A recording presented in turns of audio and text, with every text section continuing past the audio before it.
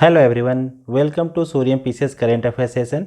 और आज की इस वीडियो में डिस्कस करने वाले हैं कुछ इंपॉर्टेंट करेंट अफेयर्स को जो आपके सभी एग्जाम्स के लिए इंपॉर्टेंट है। विशेष रूप से जितने भी पीसीएस लेवल के एग्ज़ाम होते हैं उनको टारगेट करके यह वीडियो है। चाहे आप जेपीएससी की तैयारी कर रहे हैं, बीपीएससी की तैयारी कर रहे हैं या फिर दूसरे किसी और भी एग्ज़ाम की तैयारी कर रहे हैं, उन सभी पीसीएस लेवल के एग्ज़ाम के लिए इंपॉर्टेंट है। साथ ही साथ अदर्स सभी एग्ज़ाम के लिए तो इम्पॉर्टेंट है ही। तो आइए वीडियो को शुरू करते हैं। जो भी चीज़ें होंगी उनको डिटेल में हम लोग देखने की कोशिश करेंगे ताकि जो एमसीक्यू बनते हैं वो सारे एमसीक्यूज़ आपके सॉल्व हो जाएं और इसके साथ ही साथ जो करेंट अफेयर्स के क्वेश्चन आते हैं वो सही हों। और साथ ही साथ कुछ इंपॉर्टेंट मैप्स को भी हम लोग हर दिन डिस्कस करेंगे ताकि मैप से आने वाले क्वेश्चन आप लोगों के सही हो जाएं। मैप ऐसी चीज़ है जिसको अगर आप हर दिन नहीं देखेंगे तो भूल जाएंगे। रिवीजन करना इंपॉर्टेंट होता है, तभी आप मैप के क्वेश्चन सही कर पाएंगे और साथ ही साथ एक अच्छा स्कोर अपने पीटी के एग्जामिनेशन में कर पाएंगे।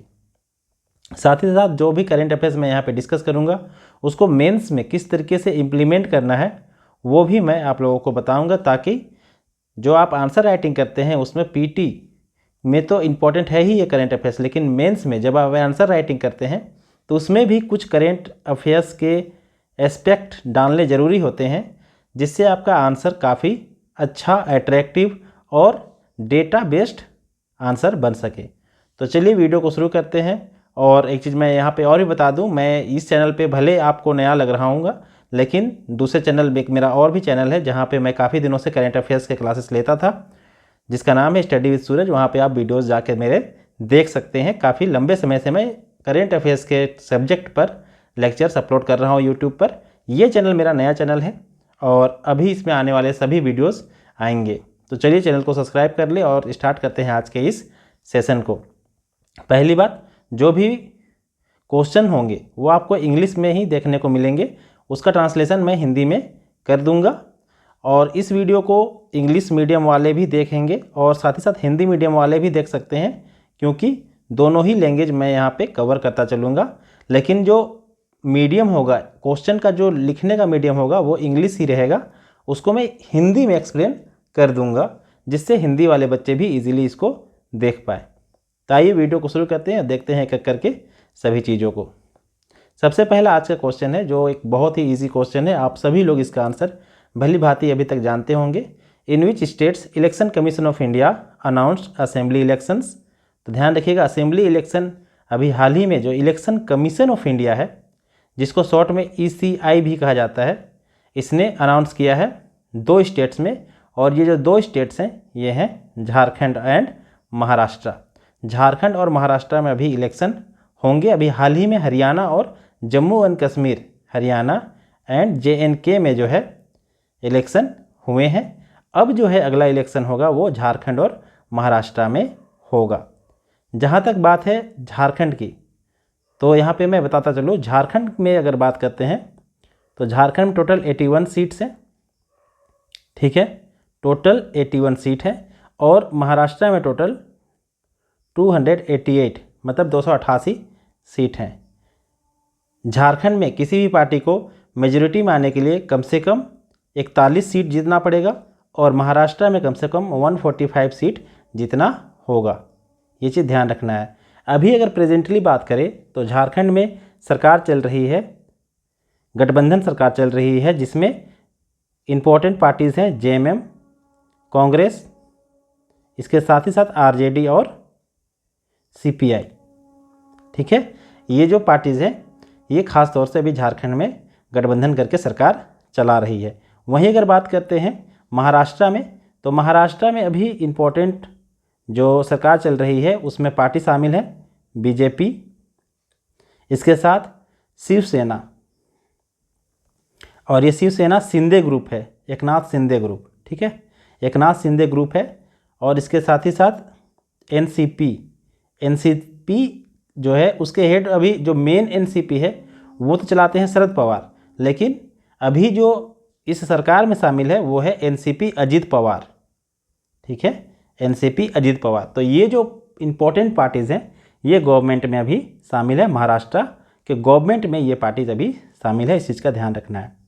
इलेक्शन कमीशन ऑफ इंडिया की अगर हम लोग बात करते हैं ECI की, तो आप सभी को पता होगा ECI जो है हम लोगों के संविधान के कॉन्स्टिट्यूशन के आर्टिकल नंबर 324 में मिलता है और इसकी स्थापना हुई थी 25 जनवरी 1950 को। ये भी ध्यान रखना है। इस दिन हम लोग 25 जनवरी 1950 इस दिन हम लोग मनाते हैं national voters day. National voters day, ये भी ध्यान रखना है।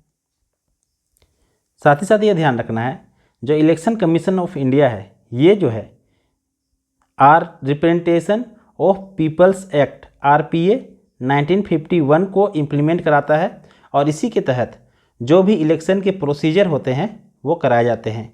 इलेक्शन प्रोसीजर को कराया जाता है और पूरा जो इलेक्शन प्रोसीजर है वो इसी एक्ट में लिखा हुआ है।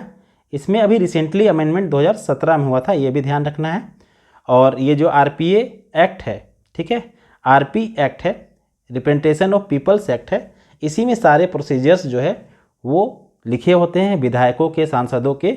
और जैसे कि किसी विधायक को, किसी सांसद को सजा हो गया तो कब तक इलेक्शन नहीं लड़ पाएगा, या फिर क्या प्रोसीजर होगा उसके फिर से इलेक्शन लड़ने का, नॉमिनेशन कैसे होता है, क्या कुछ उसका प्रोसीजर है, ये सारी चीज़ें जो हैं आपको इसी एक्ट में देखने को मिलेंगी। तो इलेक्शन कमीशन को जो पावर है वो इससे आर्टिकल नंबर 324 से भी मिलता है और RPA 1951 को जो है इम्प्लीमेंट कराने का इसका मेन रोल होता है। ये चीज़ें आप लोगों को ध्यान रखनी है। वहीं इलेक्शन कमीशन ऑफ इंडिया के मेंबर्स की बात करें तो इसमें टोटल 3 मेंबर्स आप लोगों को देखने को मिलेंगे, जिसमें जो सबसे मेन होते हैं वो होते हैं chief election commissioner. Chief election commissioner, जो चीफ इलेक्शन कमिश्नर हैं अभी हैं राजीव कुमार, ठीक है। इसके साथ 2 नाम और भी ध्यान रख लीजिएगा। एक हैं आपके ज्ञानेश कुमार और दूसरे हैं आपके सुखबीर सिंह संधू। सुखबीर सिंह संधू। हालांकि इम्पोर्टेंट आपका राजीव कुमार ही रहेंगे, बाकी ये नाम भी आप लोग ध्यान रखेंगे, ठीक है। और ये जो क्या पहले से ही इसमें 3 सदस्य हुआ करते थे? तो नहीं, 61st मतलब कि 61वां जो कॉन्स्टिट्यूशनल अमेंडमेंट आया था, कब आया था? 1989 में। इस समय जो है वह 1 सदस्यीय, मतलब कि पहले इसमें 1 ही मेंबर होते थे, इसको 3 मेंबर्स का कर दिया गया था। ये चीज़ आप लोगों को ध्यान रखना है। साथ ही साथ एक चीज़ और ध्यान रखेंगे, एक इम्पॉर्टेंट केस ध्यान रखेंगे, जो इलेक्शन कमीशन ऑफ इंडिया में जो चीफ इलेक्शन कमिश्नर हैं, चीफ इलेक्शन कमिश्नर हैं, इनके अपॉइंटमेंट और इसके साथ ही साथ जो बाकी इलेक्शन कमिश्नर हैं, 2 इलेक्शन कमिश्नर हैं, उनके अपॉइंटमेंट से जुड़ा हुआ है वो केस है आपका अनूप बरनवाल केस 2023, ठीक है।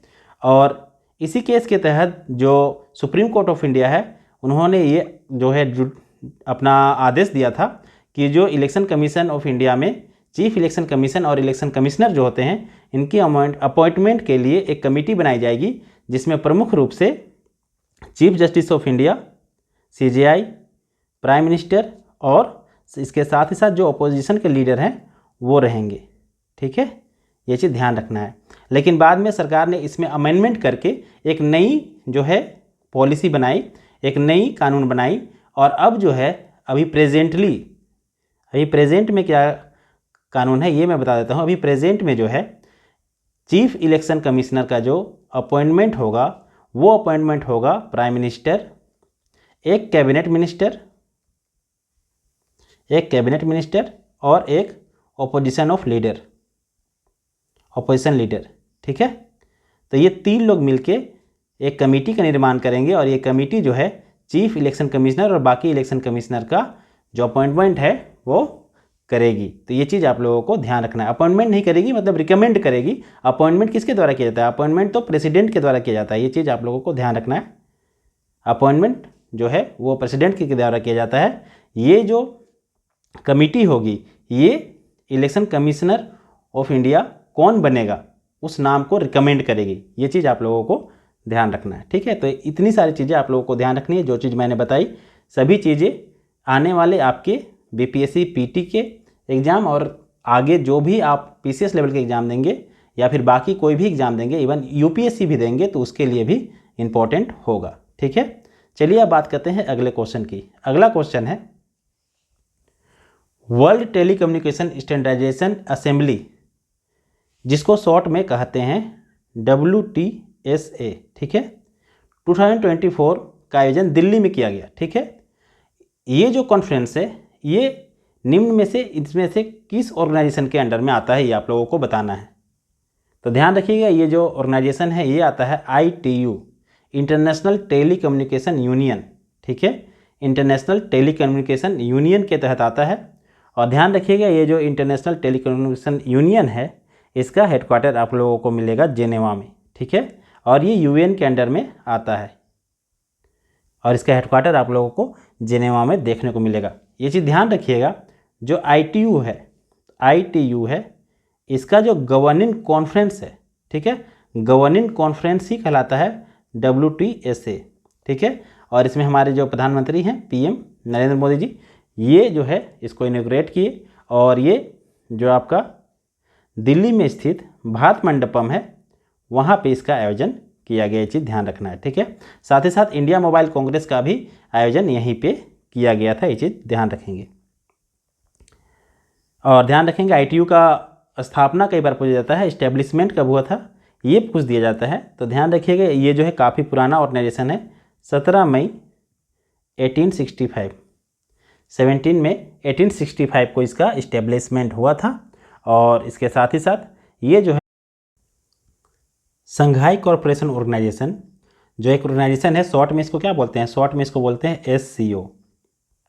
ये जो SCO है, ये जो ऑर्गेनाइजेशन है, इसके council of heads of government का जो मीटिंग है वो कहाँ आयोजित किया गया है। तो ध्यान रखिएगा, इसका जो आयोजन है ये आयोजन पाकिस्तान में किया गया है। पाकिस्तान की राजधानी कौन से है, ये इस्लामाबाद, यहाँ पे इसका आयोजन किया गया है। और इंडिया की तरफ से S जयशंकर जो फॉरेन एक्सटर्नल अफेयर्स मिनिस्टर है, ठीक है ना, S जयशंकर जो है एक्सटर्नल अफेयर्स मिनिस्टर, ये पार्टिसिपेट करने पाकिस्तान गए हैं।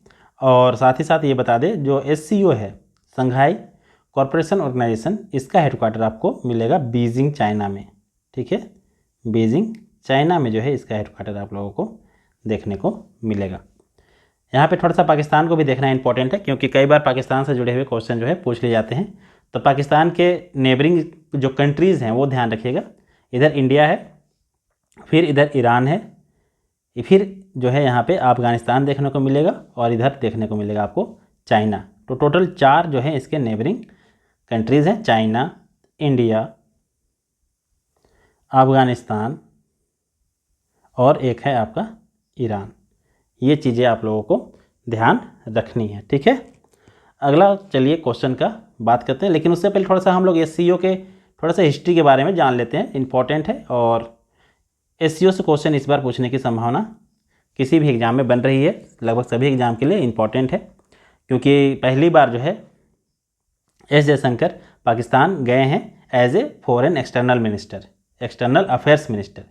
ठीक है, और ध्यान रखिएगा, एक्सटर्नल अफेयर्स मिनिस्टर के रूप में भले पहली बार S जयशंकर गए हैं, लेकिन इससे पहले 2015 में S जयशंकर पाकिस्तान जा चुके हैं। सुषमा स्वराज उस समय जो है थी, सुषमा स्वराज जो थी उस समय मंत्री थी, और उन्हीं के साथ जो है गए थे S जयशंकर। और उस समय ये फॉरेन सेक्रेटरी हुआ करते थे, फॉरेन सेक्रेटरी हुआ करते थे S जयशंकर। तो उस समय भी जो है S जयशंकर पाकिस्तान एक बार जा चुके थे ऑफिशियल मीटिंग में। SCO के बारे में अगर हम लोग बात करते हैं, तो SCO का जो फॉर्मेशन हुआ है वो हुआ है, एक ऑर्गेनाइजेशन था जिसका नाम था शंघाई 5। ठीक है, 5। और शंघाई 5 जो है इसमें कौन कौन से कंट्री थे शामिल, ये मैं बता देता हूँ। तो इसमें उस समय जो है प्रमुख रूप से 5 कंट्री जो थे वो शामिल थे। कौन कौन थे, तो कजाकिस्तान था, ठीक है, चाइना था, किर्गिस्तान था, ठीक है, किर्गिस्तान, उसके बाद रसिया और तजाकिस्तान। ये जो कंट्री हैं ये उसमें शामिल थे 5 शंघाई 5 कंट्रीज़ में। उज़्बेकिस्तान उसमें शामिल नहीं था। उज़्बेकिस्तान कब शामिल हुआ, तो उज़्बेकिस्तान जो है ये 2001 में शामिल हुआ। उज़्बेकिस्तान जो है 2001 2001 में एस में शामिल हुआ, फिर आगे चलता गया यह फासला जो है, ये चीज़ें चलती गई और फिर 2017 में जो है इंडिया एंड पाकिस्तान इसको ज्वाइन करते हैं, इंडिया एंड पाकिस्तान ज्वाइन करते हैं एस को। और फिर अभी 2023 में ईरान इसको ज्वाइन करने वाला 9th कंट्री बना और 2024 में बेलारूस, ठीक है, ध्यान रखना है, बेलारूस इसको ज्वाइन करने वाला 10th कंट्री बन चुका है। तो टोटल अब जो है एस में 10 कंट्री जो है ये आप लोगों को ध्यान रखने हैं। 2 इसमें ऑब्जर्वर कंट्री भी हैं, अफगानिस्तान और मंगोलिया, वो भी आने वाले समय में इसको डेफिनेटली ज्वाइन कर ही लेंगे, ठीक है। तो इस तरीके से जो है एस के बारे में आप लोगों को ध्यान रखना है। और इसकी इस्टेब्लिशमेंट जो है, एस की इस्टेब्लिशमेंट अगर हम लोग बात करते हैं तो इसकी इस्टेब्लिशमेंट हुई थी 2001 में, ठीक है। और उससे पहले तो संघाई 5 करके ग्रुप चलता था ना, जब उज्बेकिस्तान इसमें ज्वाइन करता है 2001 में, तब जाके जो है इसका एस नाम रखा जाता है, एस नाम रखा जाता है। बाद में से बाकी कंट्रीज़ जो है धीरे धीरे ज्वाइन करते हैं। तो ये चीज़ें आप लोगों को ध्यान रखनी है।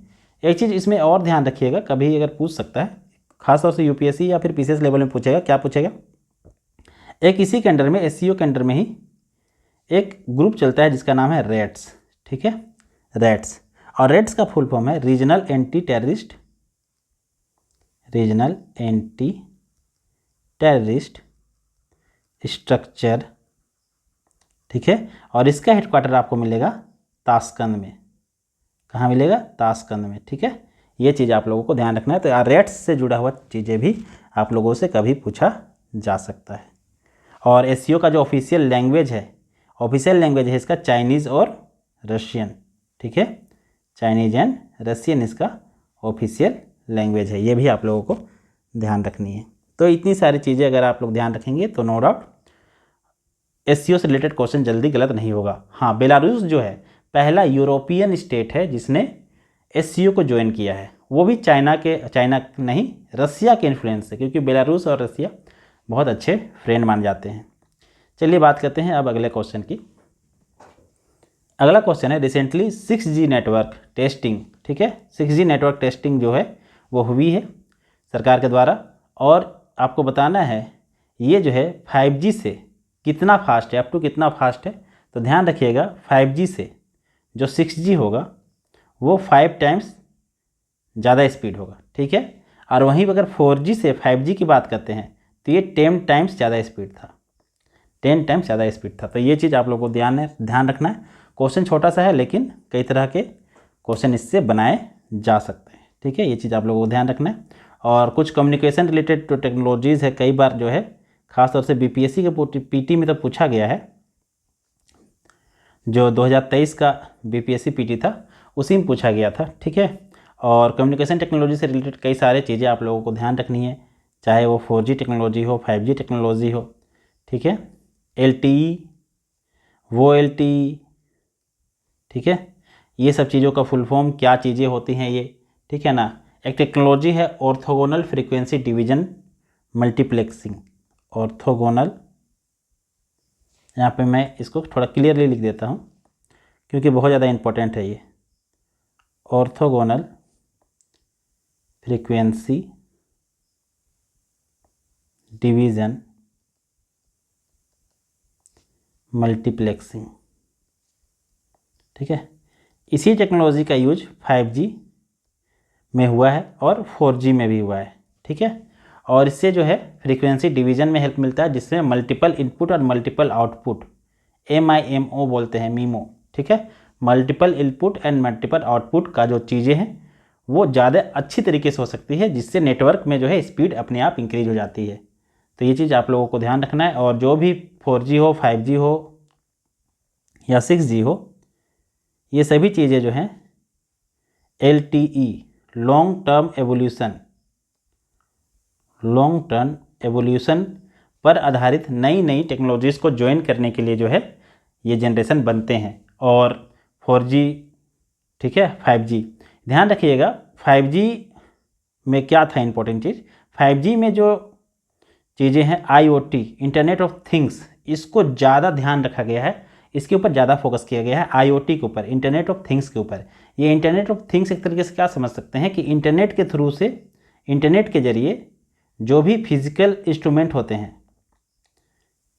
होते हैं जैसे कि आपका एसी हो गया, आपका फ्रिज, रेफ्रिजरेटर, ठीक है, इस तरीके की जो चीज़ें होती हैं, घर में लाइटिंग वगैरह है, इन सब चीज़ों को कंट्रोल करने के लिए जो इंटरनेट का हेल्प लिया जाता है, ठीक है, या फिर कम्युनिकेशन का हेल्प लिया जाता है, उसे IoT कहते हैं, ठीक है। और ये काफ़ी इम्पोर्टेंट आजकल के डेट में एक इनोवेशन बनते जा रहा है, एक नया जो है टेक्नोलॉजी बनता जा रहा है, और इसी को खास तौर से ध्यान रख करके 5G टेक्नोलॉजी का जो है यूज किया जा रहा है।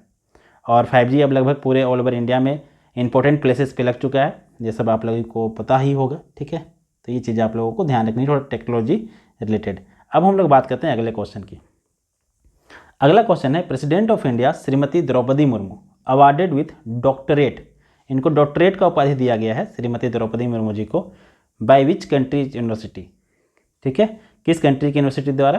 तो ये तो आप लोगों को अभी तक पता चल ही गया होगा, अल्जीरिया, ठीक है ना। अल्जीरिया एक कंट्री है अफ्रीका में, ठीक है, अफ्रीका में।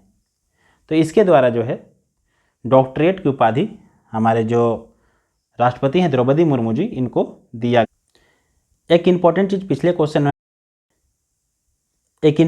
मैं पिछले क्वेश्चन में ऐड कर देना चाहता हूँ। एक इंस्टीट्यूशन है, ठीक है, ध्यान रखिएगा, समीर, एक इंस्टीट्यूशन है समीर।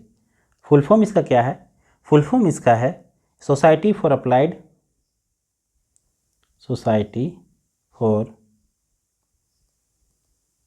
अप्लाइड माइक्रोवेव इलेक्ट्रॉनिक्स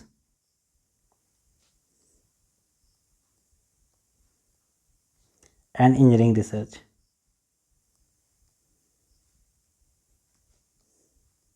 ये जो टेक्नोलॉजी है, ये टेक्नोलॉजी नहीं, ये जो इंस्टीट्यूशन है, ये क्या करता है, तो इंडिया में इस तरह के कम्युनिकेशन टेक्नोलॉजी को रिसर्च करने का काम करता है। और ये MITI के अंतर्गत आता है, ministry of electronics and information technology जो है, इसके अंतर्गत ये जो समीर है, समीर नाम का जो इंस्टीट्यूशन है, ये आता है। और ये जो है रिसर्च में हेल्प करता है इस तरह के कम्युनिकेशन टेक्नोलॉजी के ऊपर। और एक चीज़ और यहाँ पे ध्यान रखिएगा, जो 6G है, 6G टेक्नोलॉजी के ऊपर IIT मद्रास, गुवाहाटी और पटना, तीन IIT मद्रास, गुवाहाटी और पटना, ये मिल करके जो है टेक्नोलॉजी डेवलपमेंट का काम कर रहे हैं।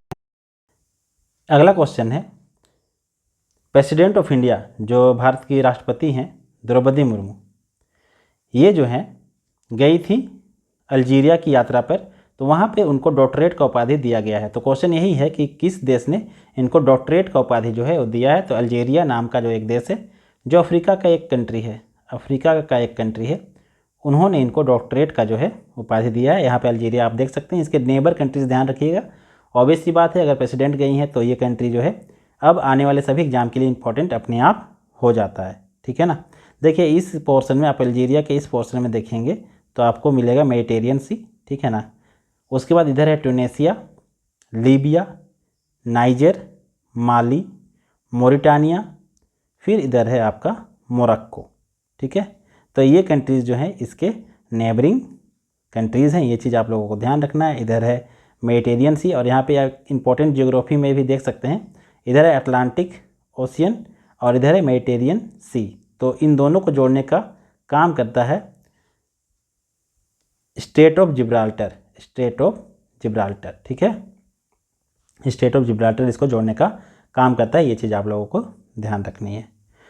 अब हम लोग बात करते हैं कि किस यूनिवर्सिटी ने इनको जो है ये डॉक्टरेट का उपाधि दिया है, क्योंकि ये भी इम्पोर्टेंट है और ये चीज़ डायरेक्टली भी आप लोगों से पूछा जा सकता है। तो ध्यान रखिएगा, Sidi Abdellah science and technology pole university. कौन सा यूनिवर्सिटी? तो सीदी अब्देला, बस इतना ध्यान रखिएगा, सीदी अब्देला यूनिवर्सिटी। तो इसी से आप लोगों को पता चल जाएगा, इसने जो है इसको, हमारे जो प्रेसिडेंट हैं द्रौपदी मुर्मू जी, इनको डॉक्टरेट मतलब PhD का उपाधि देने का काम किया है। और अब जो है हमारे जो राष्ट्रपति कहलाएंगे डॉक्टर द्रौपदी मुर्मू, ठीक है ना, क्योंकि उनको डॉक्टरेट की उपाधि अब मिल चुकी है। पॉलिटिकल साइंस में इनको डॉक्टरेट की उपाधि दी गई है। और क्यों दी गई है? क्योंकि इन्होंने सपोर्ट किया है, अपना कंट्रीब्यूशन दिया है higher education and scientific research में अपना इम्पोर्टेंट योगदान दिया है इसकी वजह से। अगले क्वेश्चन की बात करते हैं। अगला क्वेश्चन भी इंपॉर्टेंट है। 31 प्रीडेटर ड्रोन जो है वो खरीदने की बात की जा रही है और इसके लिए जो है एग्रीमेंट भी हो गया है USA के साथ में, ठीक है। तो ये जो ड्रोन है इसको बोलते हैं MQ-9B, ठीक है। तो ये जो ड्रोन है, ये ड्रोन भारत सरकार खरीदेगी अपने आर्म्ड फोर्सेस के लिए, तीनों आर्म्ड फोर्सेस के लिए, नेवी, आर्मी एंड एयरफोर्स, ठीक है। इन तीनों के लिए खरीदेगी और USA से खरीदेगी। तो USA के किस कंपनी से खरीदेगी यही आप लोगों को बताना है। तो ध्यान रखिएगा, जनरल एटॉमिक से ये जो ड्रोन है ये भारत सरकार खरीदेगी, जो USA की एक कंपनी है। ये चीज़ आप लोगों को ध्यान रखना है। लगभग 32,000 करोड़, कितना, 32,000 crore, that means 32,000 CR crore जो है इसमें खर्च होंगे। और ये जो है काफ़ी इम्पोर्टेंट है, ख़ास तौर से इंडिया के वैसे एरिया जहाँ पे चाइना बॉर्डर है और पाकिस्तान बॉर्डर है, तो वहाँ पे इसकी ख़ास तौर से जो है वो निगरानी की जाएगी इस ड्रोन के थ्रू। और ये एक अटैकिंग ड्रोन है, ठीक है ना, अटैक भी कर सकता है। और अभी जो है इजराइल भी इसको काफ़ी ज़्यादा यूज करता है, USA यूज करता है, ठीक है ना। चलिए बात करते हैं अगले क्वेश्चन की। अगला क्वेश्चन है, who became the second chairman of world steel association from India. India से सेकेंड चेयरमैन कौन बना है, ठीक है ना, वर्ल्ड स्टील एसोसिएशन का। तो ध्यान रखना है, सज्जन जिंदल थे पहले, जो पहले भारतीय थे और चेयरमैन बने थे वर्ल्ड स्टील एसोसिएशन का। अब इसके बाद बने हैं TV नरेंद्रन। TV नरेंद्रन का संबंध टाटा स्टील से है, ठीक है। किससे है, टाटा स्टील से है। ये चीज़ आप लोगों को ध्यान रखना है। और वर्ल्ड स्टील एसोसिएशन का हेडक्वार्टर आपको मिलेगा ब्रुसेल्स में। ब्रुसेल्स जो है आप लोगों को एक राजधानी है किसका, मतलब कैपिटल सिटी है बेल्जियम का, और बेल्जियम के कैपिटल सिटी ब्रुसेल्स में ही नाटो का भी हेडक्वार्टर है। ये आप लोगों को पता होगा पहले से ही, ठीक है। तो ये चीज़ आप लोगों को ध्यान रखनी है। बात करते हैं आगे अगले क्वेश्चन की। तो ये है TV नरेंद्रन। यहाँ पे थोड़ा रतन टाटा के बारे में भी जान लेते हैं। रतन टाटा काफ़ी प्रसिद्ध व्यक्ति थे, काफ़ी इम्पोर्टेंट, एक तरह से प्राइड ऑफ इंडिया थे, ठीक है। तो इनके बारे में ध्यान रखिएगा। 86 ईयर में इनका डेथ हुआ है और इनका जो बर्थ हुआ था, बर्थ इनका था 28 दिसंबर 1937, ठीक है ना, 1937, 28 दिसंबर 1937। और इनका डेथ हो गया 9 अक्टूबर 2024, ठीक है। ये चीज़ ध्यान रखना है। 2 अवार्ड्स ध्यान रखने हैं, पद्म भूषण एंड पद्म विभूषण, ठीक है। तो पद्म भूषण की अगर बात करते हैं तो ये मिला था 2000 में भूषण मिला, और पद्म विभूषण जो मिला ये 2008 में मिला। पद्म विभूषण, ये भी पद्म विभूषण मिला आपका 2008 में। पद्म अवार्ड्स 3 होते हैं ना, पद्म श्री, पद्म भूषण एंड पद्म विभूषण, ठीक है। तो पद्म विभूषण जो है इन तीनों में से सबसे बड़ा होता है। और फिर इसके बाद एक ही हाईएस्ट अवार्ड बन जाता है, वो होता है भारत रत्न। तो हो सकता है आगे आने वाले समय में, इस साल के अंत में जब अनाउंसमेंट होगी, जनवरी में जब अनाउंसमेंट होगी अवार्ड्स की, तो उसमें हो सकता है भारत रत्न का अनाउंसमेंट में रतन टाटा जी का शायद नाम आ जाए, ठीक है। चलिए बात करते हैं अगले क्वेश्चन की। अगला क्वेश्चन है, recently Rajnath Singh inaugurated second very low frequency radar station for Indian navy. इसके लिए इंडियन नेवी के लिए एक बहुत ही कम, ठीक है, फ्रीक्वेंसी के रडार स्टेशन का इनॉग्रेशन किया है राजनाथ सिंह, जो रक्षा मंत्री हैं।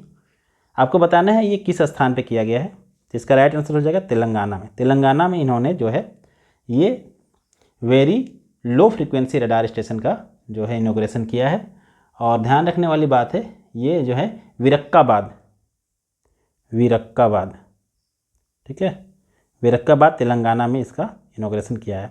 तो ये सेकेंड है, ठीक है ना। और फर्स्ट कब कहाँ है, फर्स्ट आपको मिलेगा तमिलनाडु में। कहाँ मिलेगा, तमिलनाडु में मिलेगा, ठीक है।